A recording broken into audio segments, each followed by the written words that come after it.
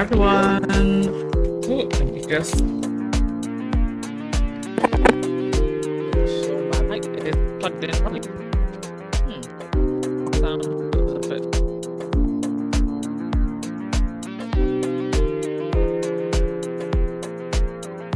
In the chat, some interesting news today. Gonna get into what is and what isn't, because definitely some conflicting reports on what's going on with Harry and Meghan and whether or not they're coming to the UK. Okay. It's in the chat.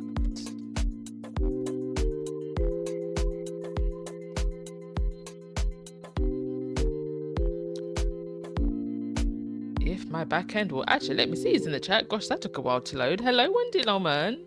Hello, Veronica. Hey, B. Thomas. Hey, Julia. Hey, Fancy. Hey, Bellatrix. Thanks for jumping in the chat early. Hey, Lottie. Hey, Anastasia. Veronica. Hey.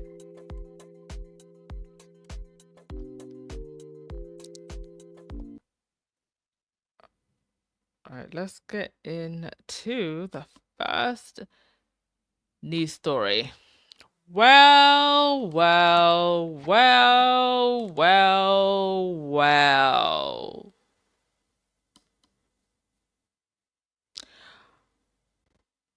Yet another one of Meghan's most prominent haters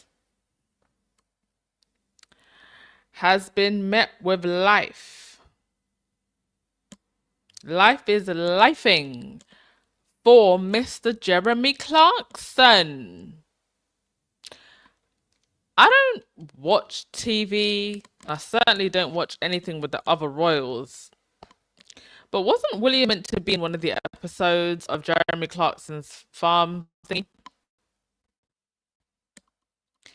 Jeremy Clarkson reveals his prostate cancer diagnosis on his farming show. Cancer seems to be going around like the cold nowadays with people who came for Meghan. It's rather strange.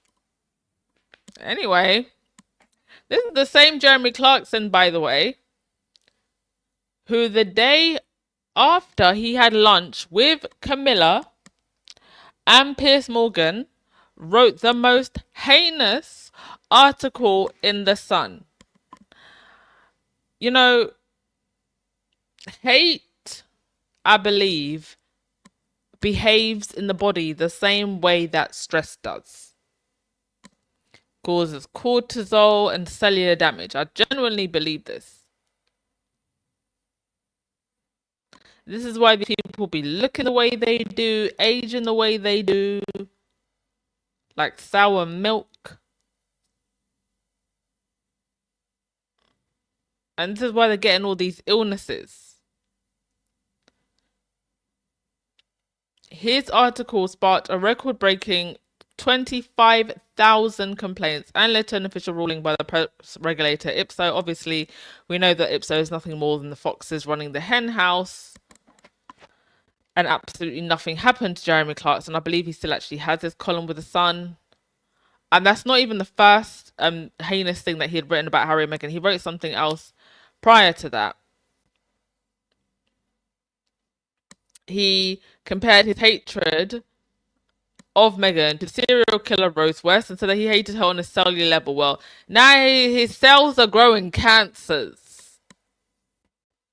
Hating on someone for no reason. And now your cells are growing cancers. Them cells that you were hating on a cellular level. I don't feel sorry for any of these people.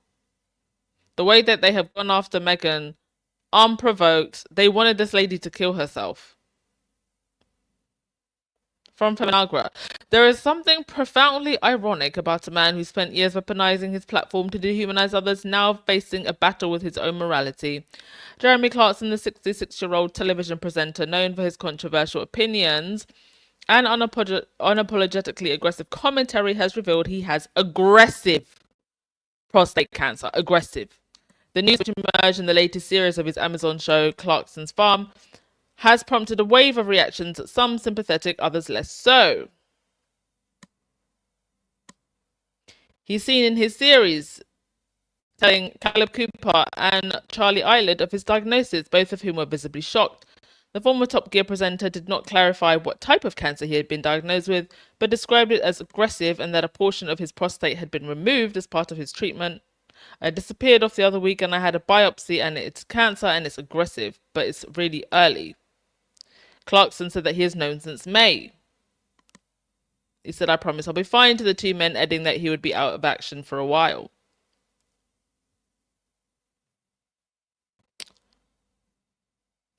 He also goes on to say that the prostate, 10% of it is dead and the 10% where the cancer is. He said, I had the op and just fingers crossed it's worked. We don't know yet. A man who built a career on aggressive, often cruel commentary now faces a battle with his own body. While no one should ever wish cancer upon another person, the news has prompted many to revisit Clarkson's history, particularly his documented hatred of Meghan the Duchess of Sussex. The hatred towards Meghan, to me, was the equivalent of wanting her dead. That's all I'm going to say about that.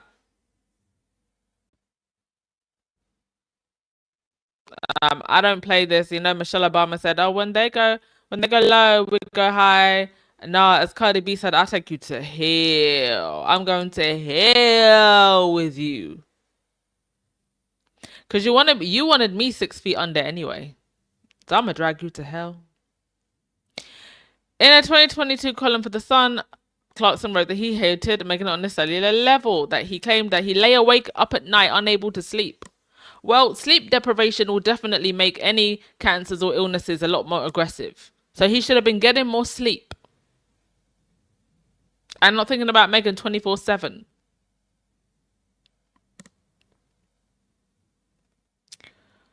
This moment should invite reflection. Perhaps this is an opportunity for Clarkson to look back on his life and ask himself whether he made the world a better or worse place. You know what's so interesting? M. Clarkson, Jeremy Clarkson's daughter, is amazing. She's doing some great work on social media right now. I'm trying to get accountability for the victims of assault and women and girls. She's the complete opposite of her dad. It's quite incredible. She also does a lot of work encouraging women to embrace their natural bodies and pushing back against unrealistic body standards in media. So her dad could learn a thing or two. Men like Clarkson feel entitled to spit poison at others from the safety of their national platforms. They never expect consequences, but life has a way of leveling things out. Yet accountability has never been the royal family's strong suit. Last year, Prince William filmed an episode of Clarkson's Farm with the very man who called for his sister-in-law to be publicly humiliated. Unsurprisingly, there was no palace pushback, as it was reported that Camilla Parker Bowles had had tea with him shortly after his notorious column went to print. Attack Meghan and you will be welcomed into the fold.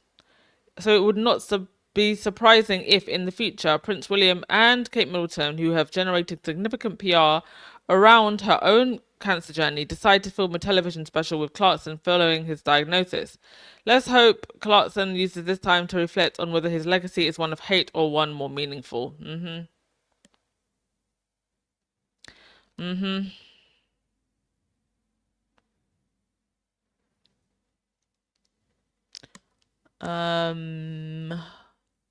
Let's go to your comments. Let me just sip my tea before I go to your comments.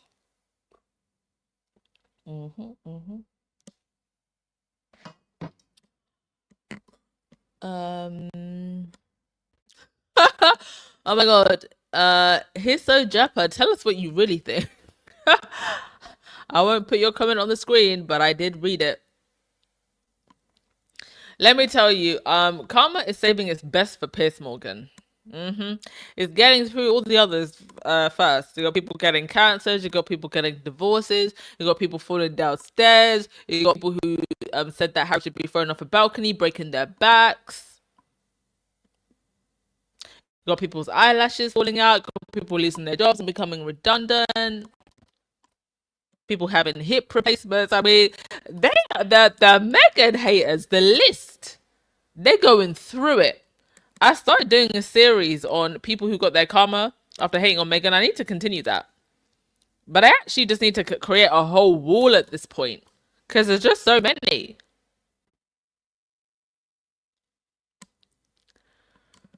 Yeah, the ancestors are covering our girl. But the one who will get the biggest karma of all is Piers Morgan. It's coming.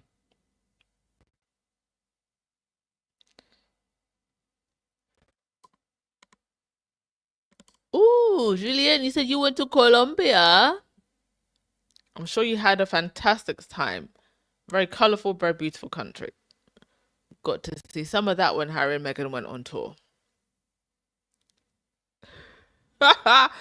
Oh my god, some of your comments. Sean Jones, Satan's calling his champion home. Sympathy he's looking for, not with the squad. Not over here. You ain't gonna find it over here. Okay, next thing. Let's get on to some positive stuff. Now, while others are getting cancers, Meghan is winning. So, Clever Blend, which is the matcha mix tea company that Meghan invested in, doing very, very well now in stores across the United States, but they also extended into international shipping. They have naturally done a collaboration with Meghan. So, with Meghan's as ever. So, introducing the strawberry matcha set, a celebration of summer mornings as ever strawberry spread. Flower sprinkles and clever matcha super latte come together in a trio that's bright, fragrant, and full of simple pleasures. Creamy matcha meets ripe strawberry, finished with the sprinkling of edible flowers for a colourful and beautifully layered cup. Now, obviously, I have not tried as ever or the Clever Blends matcha tea, but this is a very popular matcha mix. The strawberry with the matcha tea always tastes good. Especially when it's iced and with the sprinkles on top. Perfect finish. Create the perfect strawberry matcha in minutes. Line the bottom of your glass with as ever strawberry spread in a separate cup or bowl. Add clever matcha super latte and froth with warm water or milk. Add plenty of ice to your glass, the strawberry spread, and pour your matcha on top. Finish with a dash of flower sprinkles for a colourful finishing touch. Brilliant. Yeah, Megan was an investor in Clever Blends. They've done incredibly well. And a great collaboration. Matcha lovers definitely like this combination, so there you go. Any matcha lovers in the chat? Megan also posted this with one of the co-founders of Clever Blends.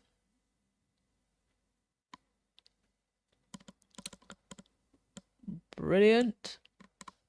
Definitely recommend, if you want the milk frother, you've got to get one of them handheld frothers. You can get them from TikTok Shop or Amazon. Or your local store where they have kitchenware, and it just makes the milk nice and fluffy and frothy. There's some more pictures. Make sure you are following as ever on Instagram. And you're signed up to their newsletter. Ah, brilliant. Whoever is doing the product photography, on point. On point. We love.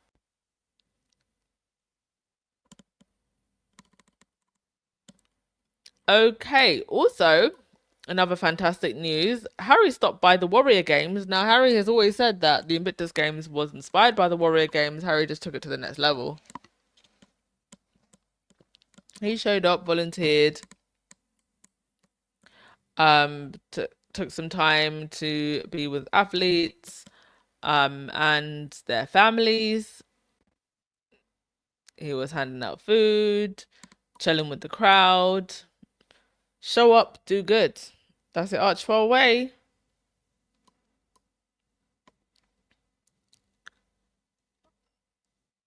Let's go to your comments.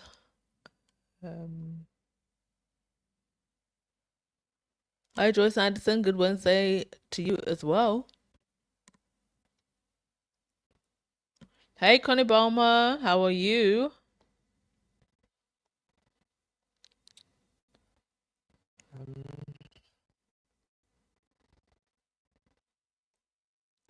Harry is so good with dogs. Every time I see Harry with a the dog is happy. Harry's happy too. I'll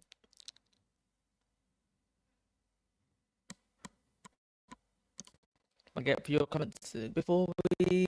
Okay, can't see anymore, so let's move it along. Next thing I wanted to cover was... Where is it now? Where is it now?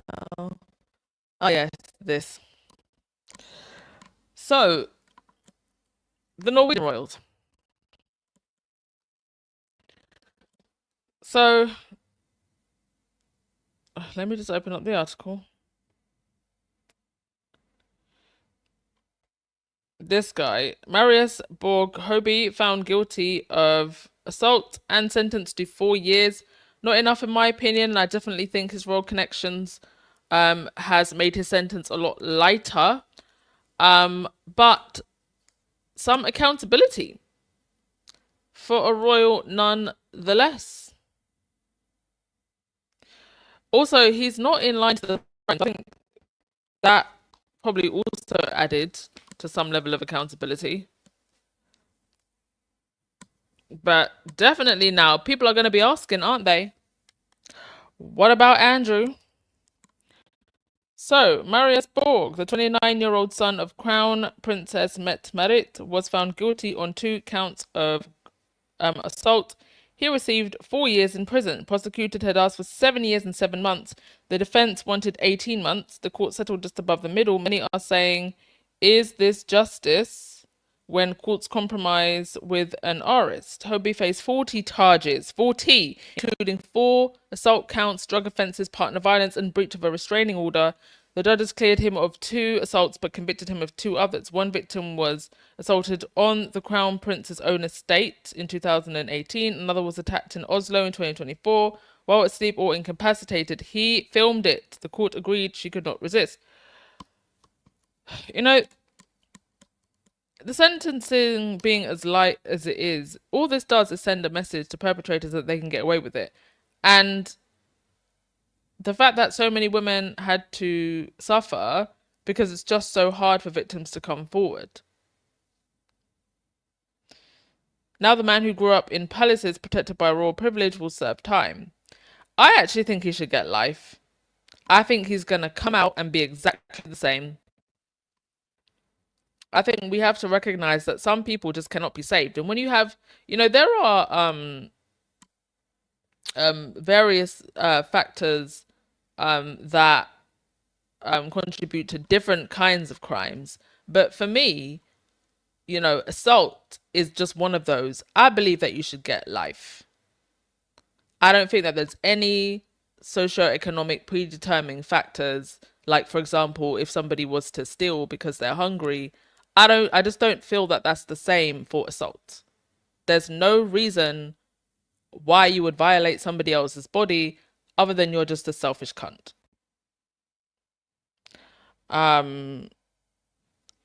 So 4 years, that's not enough. Especially given the details of some of these offences. And he will likely be out in 3 years. And he'll do it again. I guarantee you. He'll be out in 3 years. I'll be back on this podcast with a new update saying he'll do it again. In fact, narcissists like this, oh, he'll be even more hardened. I wouldn't be surprised if he actually murdered someone. And he used his mother's health issue as a sympathy card and used it to get released from custody. I also think that the victims should sue for compensation, given that they're such a wealthy family. These women's lives as they knew them have been changed forever.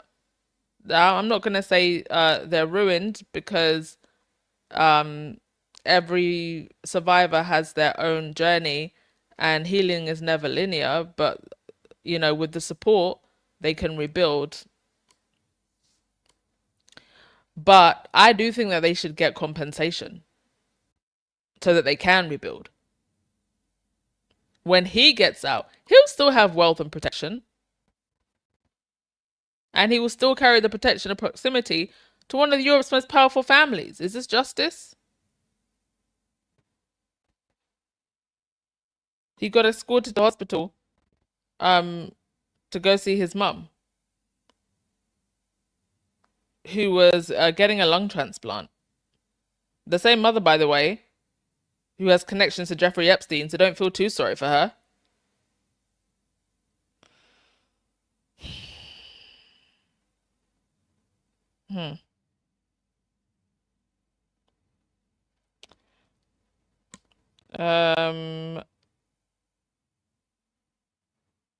The speed at which she received new lungs, though, has raised questions. And some have speculated about whether or not she actually jumped the queue or received preferential treatment due to her status. Now, the palace and the Norwegian health officials have been quick to push back, insisting that Norway does not have a significant shortage of lungs compared to other organs, and that compatibility and severity determine who receives a transplant. Several commenters have shared personal experiences of family members receiving transplant within weeks, suggesting the timeline is not necessarily unusual. I mean, I guess, Norway has a pretty robust healthcare system. Guess I wouldn't be too suspicious about that, but, these are very privileged people. There's even an illegal market for organ transplants. Her past associations do not help her case. So I don't think she'll be getting much sympathy. The broader concern here is about accountability. What went wrong with this person? What went wrong with the parenting that you ended up with someone who grew up in the lap of luxury behaving like this?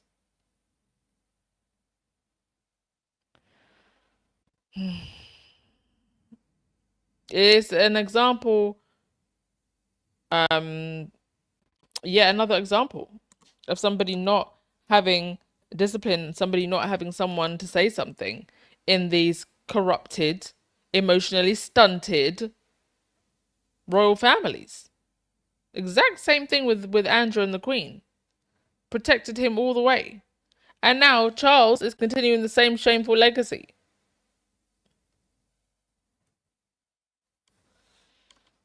Oh, off to jail he goes. Hope he rots there. Hope he rots there before he can come out.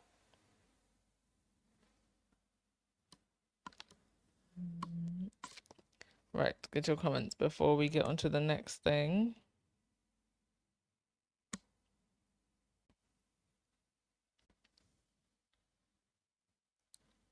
He's not even royal. Well, he's not in the line of succession, no.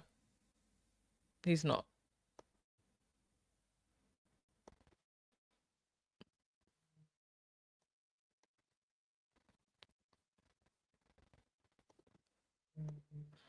Oh, one moment, folks. something going on with my laptop.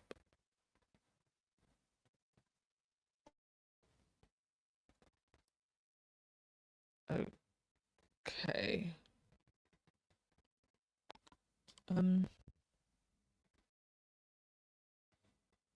Yeah, apple don't fall far from the tree. What's the daddy like? I mean, the mother's hanging out with Jeffrey Epstein, so what's the daddy like?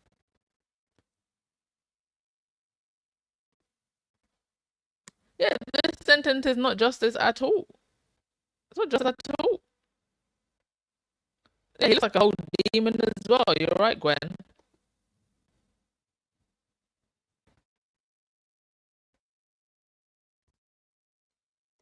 Thank you so much, Connie Palmer. I also feel like any reason, this sentence thing even came to this is because now we have social media. Otherwise, back in the day, he would have gotten away with this. Social media has applied a lot of pressure to these cases.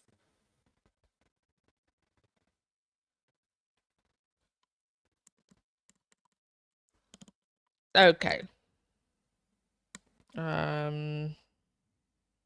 Next thing. Oh, speaking of social media. Oh, sounds bad.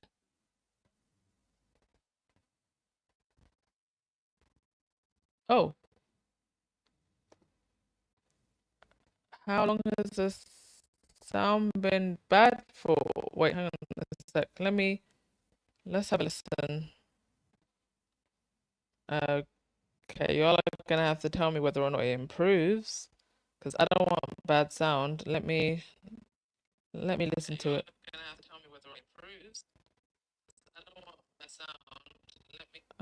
Oh yeah, I can hear it flickering. All right, just give me 1 moment. I'm gonna put music on and I'm gonna try something. Okay, well, folks, I definitely do not want to be having bad sound.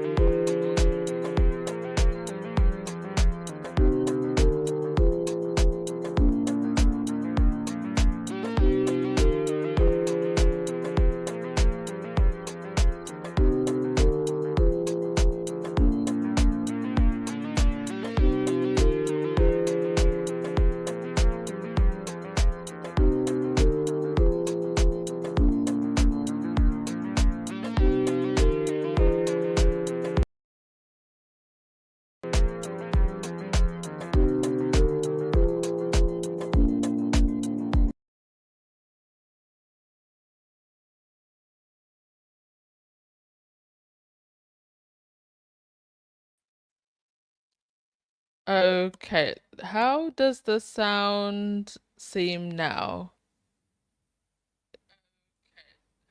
It shouldn't be flickering.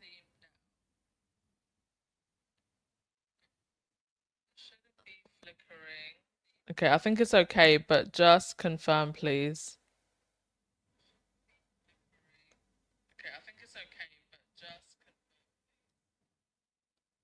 Thank you so much for the for letting me know.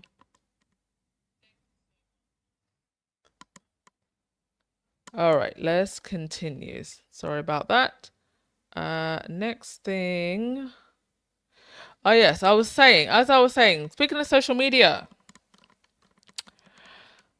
So the United Kingdom made a pretty controversial decision to ban under 16s from social media, and I personally find this to be quite wild because you've banned under 16s from social media, but you know who you haven't banned? You haven't banned the perpetrators.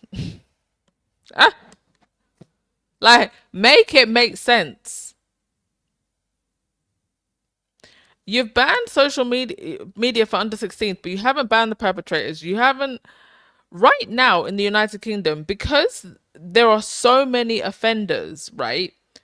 If you get caught with child images, doesn't matter how heinous those child images are, and this is provided you are viewing or you are in possession of. So this is not if you had any part in creating those images or videos, just if you are in possession of them. If you get caught the first time, and often even the second time, you get a suspended sentence.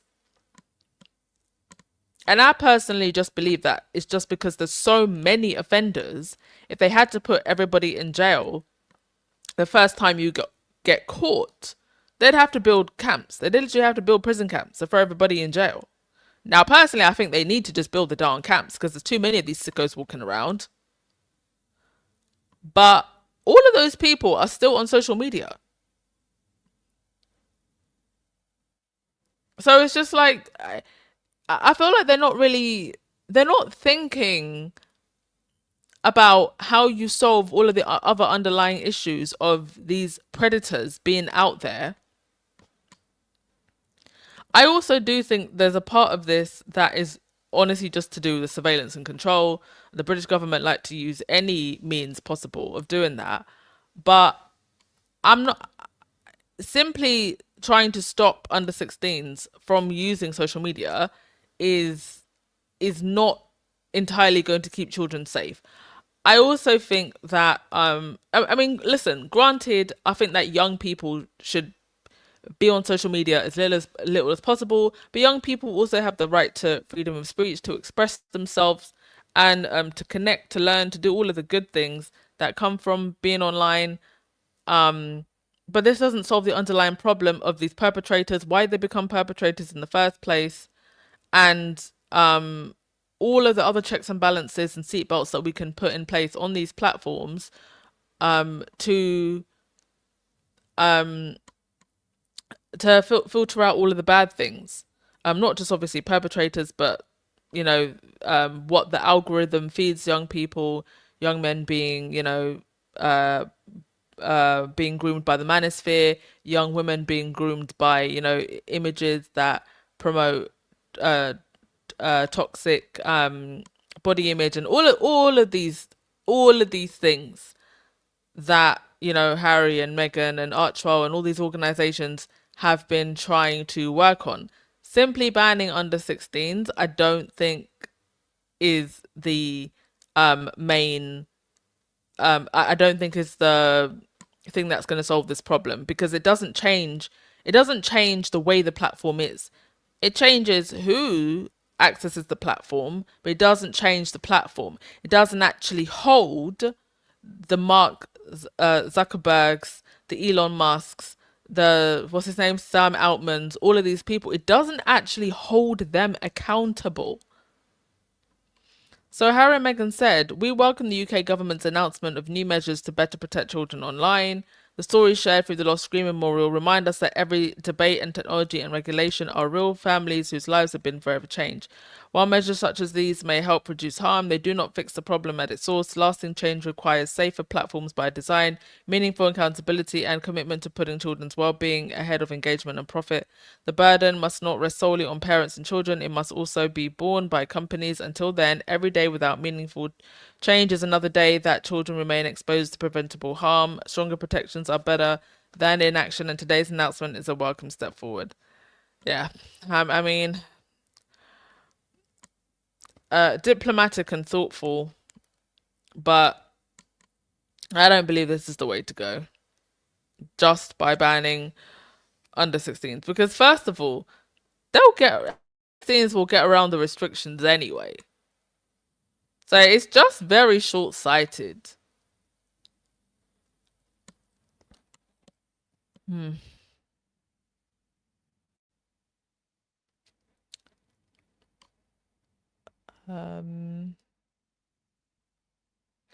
they need to go after the trolls. So, and this is another thing that we need. Thank you for saying that, nurse wife. What about accountability for people who sit online day in, day out and bully others? Like somebody like Megan Small. So an under 16 isn't allowed online, but Megan Small is. This is the point this is the exact point, right? It doesn't change the fact that the most heinous people, bullies, trolls, perverts, PDF files, are still online. It doesn't change that.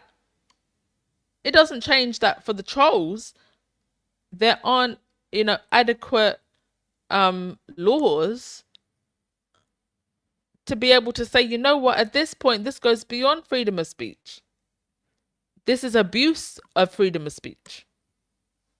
When it's just consistent lies and bullying.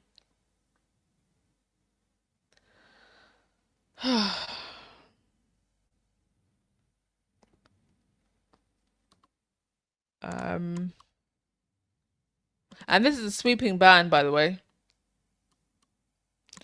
Blocked under 16s from having profiles on Twitter, Instagram, Facebook, Snapchat, TikTok, YouTube. But apparently does not affect WhatsApp or Signal, probably because there are more communication texting apps. But I mean, right now, even on Instagram, I think you can't make a profile if you're under 13 or something. But you can just lie.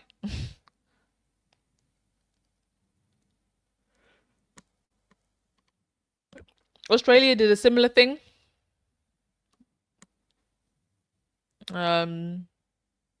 The onus needs to be on these companies to change their policies and their algorithms, first and foremost. And then the second onus needs to be on our culture.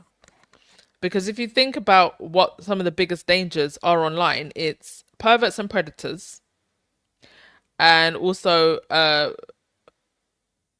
remember, a lot of those perverts and predators, the majority of them, gender-wise, are men abusing women and children. So we also need to have a cultural conversation about what leads to this. And tougher laws, tougher restrictions, and tougher sentences on people who break the laws and harm others, especially vulnerable children. So that's that. Harry and Meghan's statement. Also, now following trooping, we had Ascot and the fluffy hat parade that they have every single year. I think it's something of the Garter. So this is them at Ascot. William actually decided to coordinate with the yellow flower. He's finally actually trying. Now, apparently, the funniest story to come out of Ascot was Zara Tindall was apparently turned away for not having a ticket. Let's have a read of this. I actually forget sometimes that these events line up pretty much one after the other. So you've got trooping, Guard today and escort. This is the most work they'll do all year, by the way. Trooping, guard today and escort. Like the Windsors have months when nothing is happening, then bam, they're busy for a week. Showing up in their Mary Poppins cosplay, waving at the crowds. So here's Zara in that lilac lily dress. This is Valance. She wears a lot of Valance. They have a lot of puffy shoulders. But this is very much on trend with royal dress. I don't understand why they don't just dress a little bit more modern. You can still be modest if you want to dress modest, but modern. So Zara Tindall was turned away from the gates of Royal Ascot this afternoon after the security guard failed to realise who she was. Oh no! Don't you know who I am? Zara was accompanied by her husband and his rugby friends, including Austin Healey and Nikki Robinson, as the group chatted warmly. After attempting to enter via the owner's entrance, Zara was directed towards the ticket office. Ha! Due to not having a pass and politely acknowledged the instruction, the mistake by the well-meaning security guard was quickly seized upon by colleagues, with one rushing over to inform the member of staff that the king's niece was not most certainly able to enter. Don't you know who I am?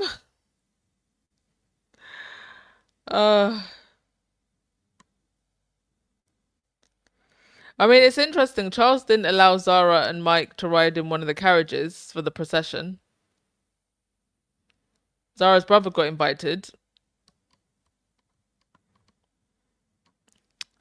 Now, if you look at her pass on her lapel, it says parade ring pass, which apparently does ensure her access to the royal enclosure. So why didn't she have that pass when she tried to enter Ascot, though? Interesting. Oh dear. Anyway, she got in and she was having a chinwag with Charles on the grass. This is the most interesting thing of the year for them. And then for Guard today, here they are. What's always interesting to me about Guard today is the crowd. It is a much older demographic. They really haven't got the kids to come out for this. I mean, would the kids come out for this? Would you even come out for this? Now, I'm not saying that we shouldn't have traditions. Granted, I actually don't know what the history of this particular tradition is. But clearly, you are center of that tradition if you are part of the club, of the elite club. And I think with traditions, it's always important that normal working class people can also partake in those traditions. What I find interesting about traditions like this is just that you've got these very elite people, and then you've got the peasants on the sides waving them in. I have to do some research on this because I never really have. I have to assume they're also part of some kind of order. They have these like Masonic orders and stuff like that. So maybe there's like a bit of a history there.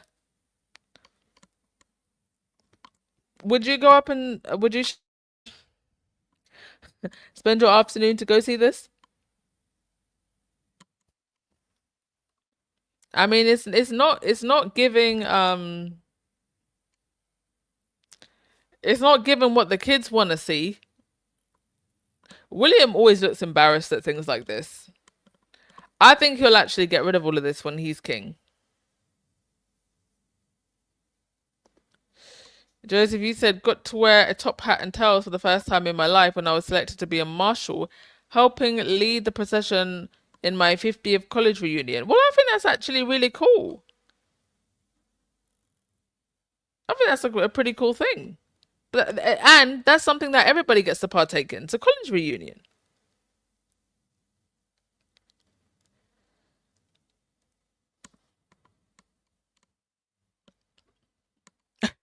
Julia, it's a clown show.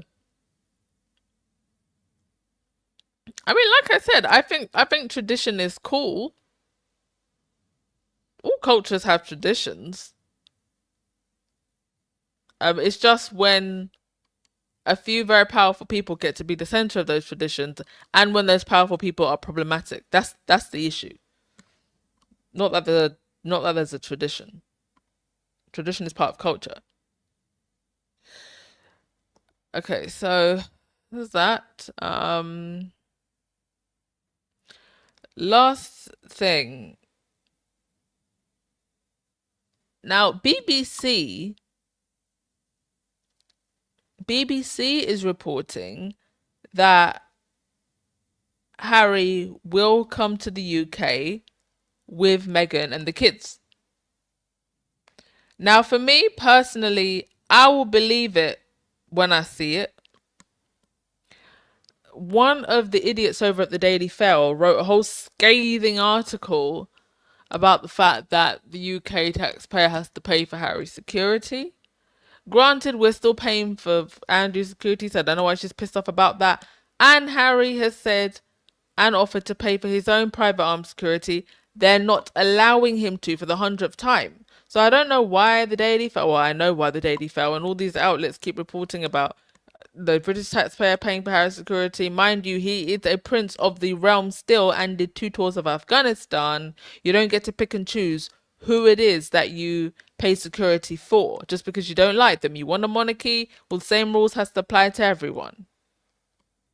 But Harry has said that he would pay for it himself. They're not allowing him to. Why? Because it would further just prove that we don't need to be spending all this money on these roads, especially when you have 2 that left and are working for themselves and can pay even for security themselves. It makes the other roads look bad. That's the reason why they're not allowing Harry to pay for his security, because there's no good reason to not allow him to if he's offered.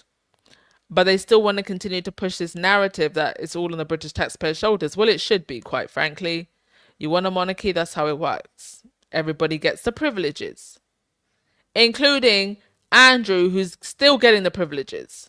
But you want to tell me that Harry shouldn't get security, even when there's ample evidence that him and his family should be given security, even when he's offered to pay for that security. So, in my opinion, I'm going to wait and see. If the BBC are writing about this so confidently, it could be that there's been an agreement with the palace and that information has been leaked.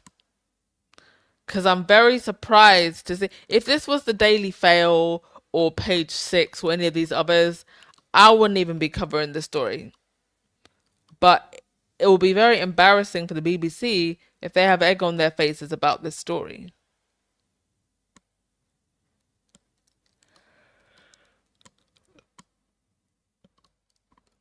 I also do have to say, though, I'm also surprised that Harry is planning to bring his kids for this and not the actual event. This is just the 1 year to go. And this is why the fact that if this is true and Harry does want to bring his kids, I'm convinced it's very likely because Charles is a lot more sick than what they're telling us.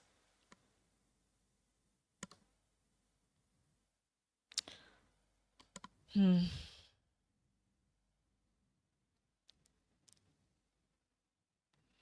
know, Charles has not seen Archie and Lily in 4 years.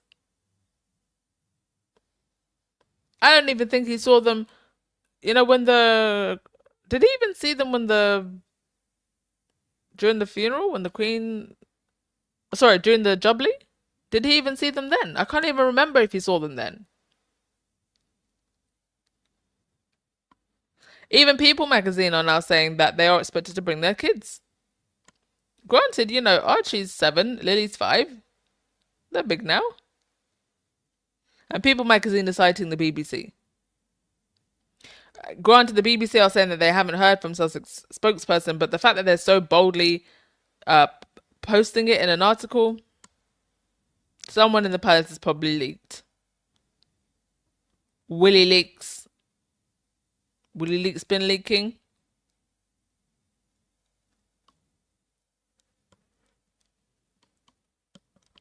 Oh well, left to be seen. And we're going to see in a few weeks. And with that, thank you so much, folks. Appreciate you coming as always. Please hit that thumbs up button and subscribe button on your way out. And do please hit the link. Please do join membership. Especially the Buy Me a Coffee membership. If you do want to join membership, it's a lot better to join there. YouTube is very greedy. Raven, you said, do you think the reason why they don't want Harry to pay the people who have an idea of what security costs and that they've been scammed? Do you know what? I hadn't even thought about that. I was just thinking about, well, it makes the other royals look bad because Harry and Meghan are working, but that is such a good freaking point. We will actually know how much we're paying.